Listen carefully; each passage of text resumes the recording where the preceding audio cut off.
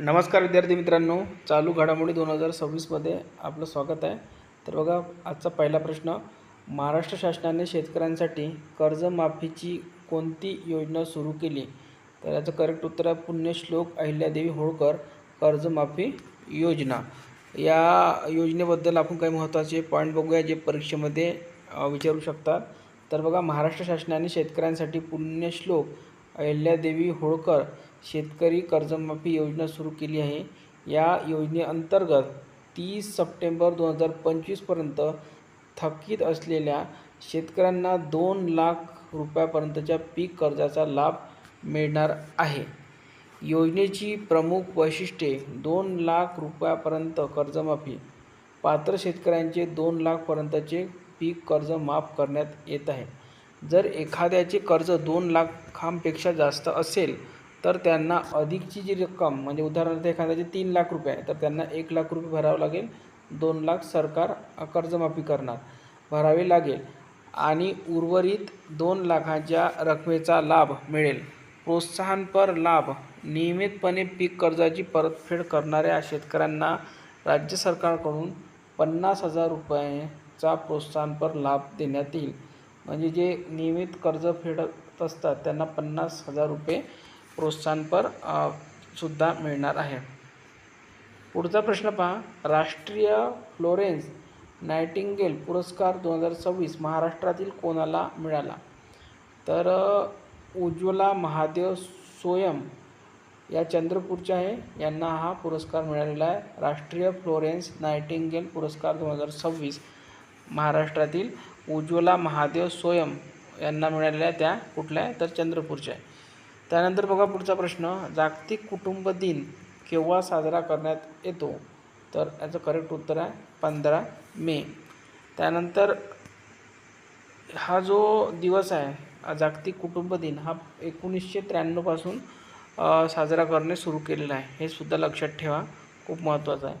प्रश्न पुढचा बघा, निगोल वन ही मोहीम अलीकडे कोणत्या राज्य सरकारद्वारे सुरू करण्यात आली आहे? ऑप्शन 1 आहे महाराष्ट्र, ऑप्शन 2 आहे मध्य प्रदेश, ऑप्शन 3 आहे उत्तर प्रदेश आणि ऑप्शन 4 आहे मणिपूर. तर याचं करेक्ट उत्तर आहे मणिपूर, ऑप्शन नंबर 4. तर निगोल वन ही मोहीम अलीकडेच मणिपूर राज्याद्वारे सुरू केलेली आहे. पुढे बघा, मणिपूर वन विभागाने आंतरराष्ट्रीय वन दिवस कधी असतो? 21 मार्च निमित्त ही मोहीम सुरू केली आहे. विकासाच्या संधी उपलब्ध करून देत वन संरक्षणात महिलांच्या सहभागाला बळकट करणे हा या मोहिमेचा मुख्य उद्देश आहे. या मोहिमेविषयी प्रमुख वैशिष्ट्ये खालीलप्रमाणे आहे. पर्यावरण आणि महिला सक्षमीकरण: या मोहिमेत स्थानिक महिलांना, ज्यांना मणिपुरी भाषेचे निंगोल म्हणतात, जंगलाचे रक्षण करण्यासाठी मुख्य भूमिकेत ठेवण्यात आले आहे. अवैध अफीम शेतीला आळा: डोंगर भागात अफीम, पॉपी अवैध शेतीमुळे नष्ट झालेल्या जमिनीवर बांबू आणि सुगंधी वनस्पतीची लागवड करून तेथील परिसराचे संवर्धन करणे. वन धन विकास केंद्र VDVK स्थानिक महिलांना जंगलावर आधारित उत्पादनाचे योग्य मूल्यवर्धन करून उपजीविकेची साधने मिळवून देण्यासाठी या केंद्रामार्फत मदत केली जाते. पुढचा प्रश्न पहा, जागतिक भ्रष्टाचार निर्देशांक 2025 भारताचा क्रमांक कितवा? ऑप्शन 1 आहे 90वा, ऑप्शन 2 आहे 91वा, ऑप्शन 3 आहे 93वा, ऑप्शन 4 आहे 94वा. तर याचं करेक्ट उत्तर आहे ऑप्शन 2, 91 क्रमांकावर जागतिक भ्रष्टाचार निर्देशांकामध्ये भारताचा क्रमांक आहे 91वा. ठीक आहे. तर ट्रान्सपरन्सी इंटरनॅशनलने जाहीर केलेल्या 2025च्या जागतिक भ्रष्टाचार धारणा निर्देशांकात CPI 182 देशांपैकी भारत 91व्या स्थानावर पोहोचला असून 2024मधील 96व्या क्रमांकावरून 5 स्थानांनी सुधारणा झाली आहे. त्यानंतर भारताचे स्थान 91 क्रमांक आहे जागतिक भ्रष्टाचारामध्ये. सर्वात कमी भ्रष्टाचार डेन्मार्कमध्ये आहे. सर्वाधिक भ्रष्टाचार सोमालिया व सुदानमध्ये आहे. एकूण देशांचे किती होते तर 182. भारताचे 2024चे स्थान होते 96 क्रमांकाचे. आता किती आहे 91 क्रमांक आहे. ठीक आहे, तर सुधारणा झालेली आपली 5ने. पुढील प्रश्न पहा, कोणत्या राज्य सरकार किंवा केंद्रशासित प्रदेशाने नवजात बालकांसाठी अनमोल योजना सुरू केली आहे?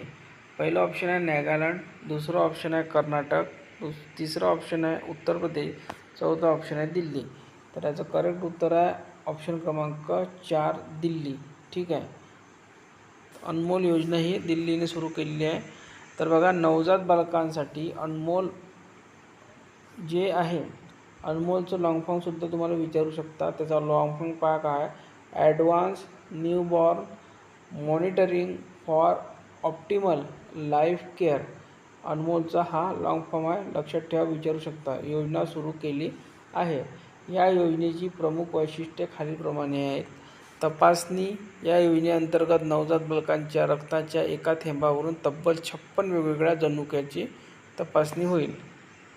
पुढील प्रश्न पहा, आंतरराष्ट्रीय सौर आघाडीचा ISA 118वा सदस्य देश कोणता बनला आहे? ऑप्शन 1 आहे रोमानिया, ऑप्शन 2 आहे रशिया, ऑप्शन 3 आहे फ्रान्स आणि ऑप्शन 4 आहे रोमानिया.